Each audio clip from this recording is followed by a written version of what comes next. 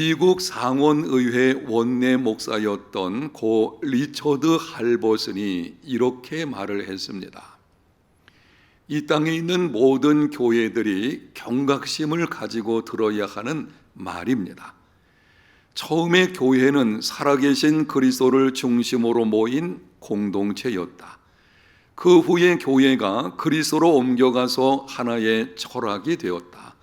그리고 로마로 옮겨가서 하나의 제도가 되었다. 다음에 유럽으로 가서 하나의 문화가 되었고, 마지막으로 미국으로 와서 하나의 기업이 되었다. 이 글 중에서 마지막 부분이 제 마음을 심히 아프게 했습니다. 마지막으로 미국으로 와서 하나의 기업이 되었다. 교회가 미국으로 돌아와서 성장하는 과정 속에서 이제는 살아계신 예수 그리스도를 중심으로 하는 공동체라기보다는 하나의 기업처럼 되어버렸다는 것입니다. 미국 교회 영향을 받은 우리나라 교회도 마찬가지입니다. 대형 교회 목회자는 CEO가 되었습니다. 재력과 인력과 전문성이 교회 성공의 척도가 되었습니다.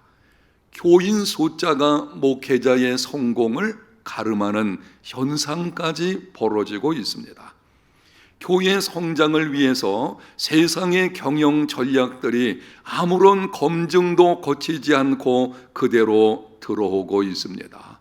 그 결과 교회는 세속화가 이루어지게 되었고, 세상의 희망인 교회가 희망을 주지 못하는 교회로 바뀌어지는 아주 불행한 일이 일어나고 있는 것입니다.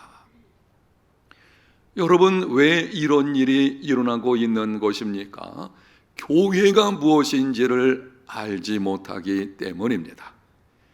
교회를 다니고 있는 성도들이 정작 중요한 교회가 무엇인지를 바르게 알지 못하기 때문입니다. 교회가 무엇인지 잘 모르면 교회를 하나님 중심이 아닌 자기 중심으로 이용하는 육적인 신자가 되어버립니다. 생명력이 없는 종교인이 됩니다. 병든 신앙인이 되고 세상에서 맛을 잃은 소금으로 짓밟히는 그리스도인이 됩니다. 올바른 교회관을 가진 자만이 바른 믿음을 갖게 되고, 바른 믿음을 가진 사람만이 하나님께 아름답게 쓰임을 받을 수 있습니다. 교회가 무엇입니까? 지금까지 여러분에게 6주간에 걸쳐서 첫 번째 시간에는 교회는 세상의 희망이라는 제목을 가지고 말씀을 드렸고, 그리고 그 후에 5번에 걸쳐서 교회가 무엇인지를 말씀드렸습니다. 오늘은 마지막으로 6번째, 교회가 무엇인지 본문 19절에 이렇게 기록합니다. 그러므로 이제부터 너희는 외인도 아니요 나그네도 아니요 오직 성도들과 동일한 시민이요 하나님의 권속이라. 교회를 이루는 성도는 하늘 시민권을 가지고 있는 하나님의 권속입니다. 여기 권속이라는 말의 헬라 원어는 오이코스인데 그 뜻은 가족입니다. 교회는 하나님의 자녀들로 구성된 가정 공동체 한 가족입니다. 우리는 흔히 이런 말을 합니다. 교회는 가족처럼 되어야 한다. 아니요. 교회는 가족처럼 되는 것이 아니고 교회 자체가 하나님의 가족들입니다. 그래서 모든 성도들은 하나님의 가족들과 함께 살아야 합니다. 예수님을 믿는 그리스도인들에게는 2개의 가족이 주어져 있습니다. 하나는 혈육의 가족이고 또 한 가지는 영적인 가족들이 있습니다. 혈육의 가족은 아주 소중하죠. 지금 저와 여러분이 가지고 있는 혈육의 가족, 여러분의 가정 아주 소중한 것입니다. 그런데 혈육의 가족들은 하나님께서 때가 돼서 부르시면 헤어져야 합니다. 혈육의 가족이 이 땅에서 우리는 끈끈한 정을 가지고 전심으로 하나의 모습으로 애쓰면서 살고 있지만 하나님께서 나를 부르시게 되면 혈육의 가족 관계는 끊어지게 됩니다. 그러나 영적인 가족, 하나님의 가족들, 하나님을 아버지로 모시는 모든 하나님의 자녀들, 바로 우리 교회 공동체 안에서 이루어지는 이 가족은 이 땅에서도 가족의 관계이지만 장차 천국에서도 영원토록 가족으로 함께 지내게 될 것입니다. 그래서 어떤 면에서 보게 되면은 혈육의 가족보다도 영적인 가족, 하나님의 자녀들로 이루어진 교회 가족 공동체는 더 중요하다고 할 수가 있습니다. 그래서 우리는 하나님의 가족들과 함께하는 삶이 되어야 합니다. 간혹 이렇게 말하는 사람들이 있습니다. 교회 공동체 안에 깊이 들어가지 않는 것이 좋다. 교회 안에 깊이 들어가게 되면 좋지 못한 것을 보게 되고 시험을 당하게 된다. 적당히 믿어라. 나 홀로 믿음 생활로도 충분하다. 아무도 모르게 주일날 예배 나와서 함께 하다가는 아무도 모르게 그냥 가는 경우들이 있습니다. 이렇게 생각하고 행하는 분들이 오늘 예배에 참석을 했다면 귀를 열어서 들으십시오. 지금 드리는 이 말씀, 여러분들 중에서 나 홀로 믿음 생활로도 충분하다라고 생각하는 분들에게 드리는 말씀입니다. 여러분은 하나님이 어떤 분이신지, 그리고 예수 그리스도 안에서 우리가 얻은 구원이 무엇인지를 알지 못하는 것입니다. 하나님이 어떤 분이신지 창세기 1장 26절에 이렇게 말씀을 합니다. 하나님이 이르시되 우리의 형상을 따라 우리의 모양대로 우리가 사람을 만들고 그들로 바다의 물고기와 하늘의 새와 가축과 온 땅과 땅에 기는 모든 것을 다스리게 하자 하시고, 하나님은 한 분이십니다. 세상에 신들이라는 것들이 있지만 오직 하나님만이 신이시고 하나님은 유일무이하시는 분이십니다. 그런데 오늘 말씀에 보게 되면 하나님께서 자신에 관해서 이렇게 표현을 하십니다. 우리의 형상을 따라 우리의 모양대로 우리가 사람을 만들고, 하나님께서 자신을 복수형 우리라고 표현을 하시고 있습니다. 우리라고 하는 것은 여럿을 가리키는 것입니다. 하나님은 한 분이신데 우리라고 하는 복수형을 사용하시다니 이것이 어떻게 된 것입니까? 하나님은 성부, 성자, 성령 삼위일체의 공동체로 존재하시는 분이심을 말씀합니다. 하나님은 성부, 성자, 성령 공동체로 존재하시고 공동체로 일하십니다. 하나님께서 공동체에 관심을 가지고 계신다거나 혹은 하나님께서 공동체를 원하신다, 이런 표현 정도 가지고는 충분하지 않습니다. 하나님 그분 자신이 공동체로 존재하시는 분이십니다. 삼위 하나님께서 함께 일을 행하시는데 천지 만물을 창조하실 때에도 그렇게 하셨고, 우리에게 구속 사역을 이루실 때에도 삼위 하나님께서 함께 하셨습니다. 여러분, 그러므로 사람이 하나님의 형상을 따라 지음을 받았다는 것은 사람이 공동체적 존재로, 그리고 공동체를 위한 존재가 되었다는 것입니다. 하나님은 한 분이신데 그분은 성부, 성자, 성령 공동체로 존재하십니다. 바로 그분의 모양과 형상을 따라서 우리를 만드셨습니다. 그래서 모든 인간은 공동체적 존재로, 공동체를 위한 존재로 지음받은 것입니다. 교회 공동체에 속하여 하나님의 가족과 함께 하는 것은 하나님의 형상대로 창조된 인간으로서 우리의 본질과 일치하는 것입니다. 하나님의 가족들과 함께 살아야 합니다. 그거는 단순히 어떤 관계로 끝나는 것이 아니라 우리가 이 땅에 특별히 예수 그리스도 안에서 구원받은 목적과 관련되어진 아주 본질적인 문제인 것입니다. 반드시 모든 성도들은 하나님의 가족들과 함께 살아야 합니다. 그리고 구원은 개별적이지만 결코 사적인 것은 아닙니다. 구원은 개별적입니다. 3, 4대를 내려오면서 예수 믿는 가문이라고 할지라도 내가 예수님을 믿어야만 구원받습니다.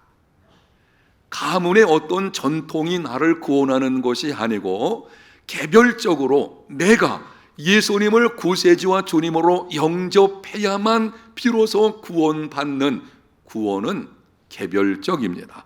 또한 구원은 교회 공동체 안으로의 부르심입니다. 교회는 그리스도의 몸이요 우리는 지체들입니다. 예수님을 믿는다는 것은 그리스도의 몸의 지체가 되는 것입니다. 곧 교회 공동체의 일원이 되는 것입니다. 내가 예수님을 믿는다라고 하는 이 구원은 그리스도의 몸을 떠나서는 있을 수가 없는 거예요. 믿는 순간 그리스도의 몸의 지체가 되어지는 것이고 그리스도의 몸은 교회를 가리키는 것이니 교회 공동체를 떠난 구원은 있을 수 없습니다. 가끔 무교회주의를 주장하는 사람들이 있는 것을 보게 되는데요, 그거는 있을 수 없는 주장인 것입니다. 감리교 운동을 시작한 요한 웨슬리가 한 번은 조용한 산에 들어가서 홀로 명상하며 살고 싶어 한 때가 있었다고 합니다. 이제부터 나의 남은 삶은 홀로 깊은 산속에 들어가서 거기서 하나님과 교제하면서 하나님의 말씀을 묵상하는 중에 보내야 되겠다. 마치 어떤 경건한 사람처럼 보이지 않는가요? 그런데 한 지혜로운 경건한 사람이 이렇게 충고를 했습니다. 하나님은 혼자만의 종교는 모르십니다. 당신은 친구를 발견하든가 아니면 새로운 친구를 사귀든가 해야 합니다. 천국은 혼자 가는 곳이 아닙니다. 아주 지혜로운 조언이었습니다. 하나님은 혼자만의 종교는 모르십니다. 천국은 혼자 가는 곳이 아닙니다. 구원은 개별적이지만 결코 사적인 것은 아닙니다. 모든 성도들은 반드시 교회 공동체 안에서 하나님의 가족들과 함께하는 삶이 되어야 합니다. 코로나19가 지금도 계속 진행되는 가운데 있는데요, 비대면 일상이 계속됨으로 인해서 나타난 현상들과 그로 인한 신조어들이 있는 것을 보게 됩니다. 코로나 블루, 코로나 레드, 코로나 블랙 이런 말이죠. 코로나가 오기 전까지는 이런 것이 없었어요. 그런데 코로나19가 창궐하게 되면서 이런 신조어들이 생기게 된 것입니다. 코로나 블루는 코로나19의 전 세계적 확산에 따라서 사회적 활동이 위축되고 감염 우려가 높아지면서 발생하는 스트레스와 불안감에서 오는 우울증을 말합니다. 대표적인 증상이 두통, 소화불량, 어지러움, 두근거림, 불멸증입니다. 코로나 레드는 코로나 블루를 넘어선 상태를 이르는 말입니다. 코로나19 상태가 금방 끝날 것으로 생각되었는데 예상 밖으로 길어지고 있습니다. 이미 찾아온 우울증 증세가 이제는 분노와 짜증으로 표현이 이루어지게 되는 것입니다. 사소한 일에도 분노가 폭발되어지죠. 이것이 코로나 레드라고 하는 것인데요, 실제로 미국과 영국 등지에서는 이런 현상으로 인해서 많은 가정이 이혼을 했다고 합니다. 코로나 블랙은 코로나 레드를 넘어선 상태로 모든 것이 암담하게 느껴지며 자포자기로 빠져드는 상태를 말합니다. 여러분, 비대면 일상은 우리에게 주는 유익한 것들도 있습니다. 비대면을 통해서 전에는 경험하지 못했던 것이 우리에게 도움이 되는 것이 상당히 또 있습니다. 그럼에도 왜 코로나 블루, 코로나 레드, 코로나 블랙 같은 현상이 나타나는 것입니까? 공동체적 삶이 상실되었기 때문입니다. 인간은 본래부터가 공동체적 존재로 만들어졌어요. 그런데 다른 사람과 함께하는 이 공동체의 삶을 상실하게 되어지니 정신적으로 심각한 문제가 일어나게 된 것입니다. 건강한 정신과 활력 있는 삶이 되려면 의미 있는 인간관계를 가져야 합니다. 미국의 노스포인트라는 교회가 있는데요, 그 교회를 목회하는 앤디 스탠리 목사가 소그룹으로 변화되는 역동적인 교회라는 책을 썼습니다. 그 책에 보게 되면 사람이 의미 있는 인간 관계를 갖지 못하게 되면 갖게 되는, 찾아오는 폐해들을 몇 가지를 이야기합니다. 그 중에 하나가 건강이 악화되는 것입니다. 홀로 살아가는 사람들은 의미 있는 관계 속에서 살아가는 사람들보다 질병이나 건강 악화에 노출될 위험이 훨씬 크다고 합니다. 실제로 존 오토바그라는 사람이 9년 동안 7,000명의 삶을 추적한 후에 이렇게 말을 했습니다. 고립된 환경에서 사는 사람들이 견고한 관계로 맺어진 사람들보다 사망 확률이 3배나 높이 나타났습니다. 왜 이런 폐해가 나타나는 것입니까? 사람은 처음부터 공동체적인 존재로, 그리고 공동체를 위한 존재로 지음을 받았기 때문입니다. 사랑하는 성도 여러분, 교회 공동체 안에 속하여서 하나님의 가족들과 함께 하는 것은 하나님의 형상대로 창조된 인간으로서의 우리의 본질과 일치되는 것입니다. 또한 예수 그리스도 안에서 우리가 구원받은 목적이기도 합니다. 하나님의 가족들과 함께하는 삶이 되어야 합니다. 우리가 하나님의 가족들과 함께 살아가면 적어도 4가지 정도의 복을 받게 되는데, 첫 번째는 삶의 폭풍우를 헤쳐나갈 힘을 얻게 됩니다.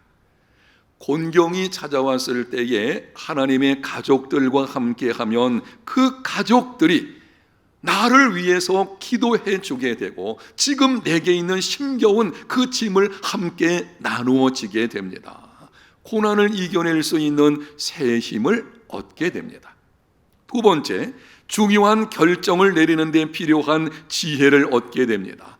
의논이 없으면 경영이 파하고 모사가 많으면 경영이 성립됩니다. 잠언 기자의 말씀입니다. 하나님의 가족들과 함께하면 그들의 조언을 통해서 지혜를 얻게 됩니다. 당면한 문제를 어떻게 하는 것이 좋은지 잘 모를 때에 하나님의 가족들의 그 조언을 통해서, 그들은 인생 경험들을 통해서 여러 가지 많은 것들을 가지고 있거든요. 그들을 통해서 조언을 받게 되고, 그러므로 인해서 지혜를 가지고 극복하게 됩니다. 세 번째, 영적 성장에 필수 불가결한 상호 책임을 경험하게 됩니다. 잠언 기자가 이렇게 말씀했습니다. 철이 철을 날카롭게 하는 것 같이 사람이 그 친구의 얼굴을 빛나게 하느니라. 영적 성장과 삶의 변화는 하나님의 가족들과 상호 책임을 경험함으로 이루어지게 되는 것입니다. 나 홀로 신앙생활은 한계가 있어요. 내가 혼자 열심히 기도하고 말씀 읽고 연구하고 금식을 한다고 할지라도 믿음이 성장하는 것 같지만 어느 정도 단계에서 멈추게 됩니다. 그 이상은 상호 책임을 통해서, 다시 말하면 성도들과 함께, 하나님 가족들과 함께 살아가는 것을 통해서 그렇게 살다 보면 때로는 갈등이 찾아오기도 합니다. 그 갈등이 싫어서 뒤로 물러나는 성도들이 있는 것을 보게 되는데, 여러분, 그 갈등 때문에 내 속에 있는 모난 부분들이 깎여지게 되는 것입니다. 다듬어지게 되고 성숙한 신앙의 사람으로 그때 자라나게 되는 것입니다. 네 번째는 우리의 상처 치유에 도움이 되는 용납을 발견하게 됩니다. 우리 속에 있는 상처들, 어렸을 때의 부모로 받은 상처이라든지 아니면 인간관계 속에서 받은 여러 가지 상처들이 있는데, 그 상처들은 누군가 있는 그대로 나를 받아줄 때에 회복이 이루어지게 되는 것입니다. 하나님의 가족들과 함께 하게 되면 그 가족들은 나를 지금 있는 모습 그대로 받아주게 되어지고, 내 속에 있는 것들을 함께 나누는 중에 그들의 용납을 통해서 상처가 치유되는 일이 일어나게 됩니다. 여러분들 가운데서 오늘 말씀을 듣고 있는 분들 중에 혹이나 가난한 성도가 있으시다면 여러분들에게도 주님의 이름으로 권면을 드리겠습니다. 가난한 신자, 이 가난한이라는 말은 거꾸로 말하면 안 나가, 이런 뜻이거든요. 요즘 나는 교회 안 나가, 이런 성도들이 있어요. 교회 생활을 하다 보니까는 이런저런 문제점들이 보여지게 되고 실망한 것입니다. 나는 교회가 이렇게 될 줄 몰랐는데 왜 교회에 이렇게 많은 문제가 있나? 그래서 실망해가지고 교회는 나오지 않지만 나름대로 신앙생활을 혼자서 하는 이 가난한 성도들이 상당히 많이 있다고 합니다. 충분히 이해는 됩니다. 이 가난한 성도들이 그런 마음을 갖기까지는 쉽지 않은 또 그런 나름대로의 생각 속에서 그러한 걸음을 걷고 있을 것입니다. 그러나 기억하십시오. 그럼에도 불구하고 교회는 세상의 희망입니다. 문제가 많다고 할지라도 우리 눈에 보이는 문제들 때문에 혹시 내 마음에 실망감이 좀 찾아온다고 할지라도 그럼에도 교회는 세상의 희망입니다. 아멘. 죄로 어두워진 세상의 소망은 오직 예수 그리스도 한 분뿐이십니다. 죄 가운데서 건짐받고 새로운 피조물로 살아가는 방법은 예수 그리스도 그분을 믿는 것뿐이거든요. 그런데 세상 어느 공동체, 세상 어느 조직이 예수 그리스도의 복음을 담당하고 있던가요? 교회뿐입니다. 교회가 아니면 예수 그리스도의 복음을 세상에 전할 수가 없는 것입니다. 그래서 교회는 세상의 희망입니다. 여러분 가운데 혹시 가난한 신자의 모습으로 사시는 분들이 이 말씀을 듣고 계시다면 여러분 이제는 교회 예배당에 나와서 함께 신앙생활을 하십시오. 하나님의 가족들과 함께 살아야 합니다. 하나님의 가족들과 함께하는 삶이 얼마나 중요한 것인지 예수님께서도 공동체 안에서 지내셨습니다. 예수님이 공생애를 시작하시면서 12 제자들을 선택을 하시고 그들과 함께 공동체 안에서 살아가시고 그 공동체를 향해서 가르치시고 그 공동체를 통해서 세상 구원의 비전을 나타내셨습니다. 그러므로 예수님을 따른다는 것은 교회 공동체 안에 들어가서 하나님의 가족들과 함께 하는 것입니다. 사랑하는 성도 여러분, 세상에 희망을 주는 교회가 되려면 어떻게 해야 합니까? 하나님의 가족과 함께하는 아무도 홀로 있지 않은 교회가 되어야 합니다. 오늘 말씀을 들으신 대로 하나님의 가족과 함께하는 중에 아무도 홀로 있지 않은 교회, 우리 해운대 제일교회를 이루어서 정말 세상에 희망을 주는 우리 교회를 이루어가는데 우리 모두가 함께할 수 있는 믿음의 걸음이 되시기를 예수님 이름으로 축복합니다.